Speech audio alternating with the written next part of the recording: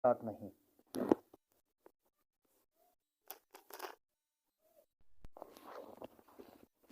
Number 2، اسلامی نظام کی دوسری بنیاد رسول اللہ صلی اللہ علیہ وآلہ وسلم کی اطاعت ہے۔ کوئی اطاعت خدا کے رسول صلی اللہ علیہ وآلہ وسلم کی سند کے بغیر معتبر نہیں، اور رسول کریم صلی اللہ علیہ وسلم کی پیروی سے منہ موڑنا خدا کے خلاف بغاوت کرنا ہے۔ حدیث نبی صلی اللہ علیہ وآلہ وسلم ہے، جس نے میری نافرمانی کی اس نے خدا کی نافرمانی کی۔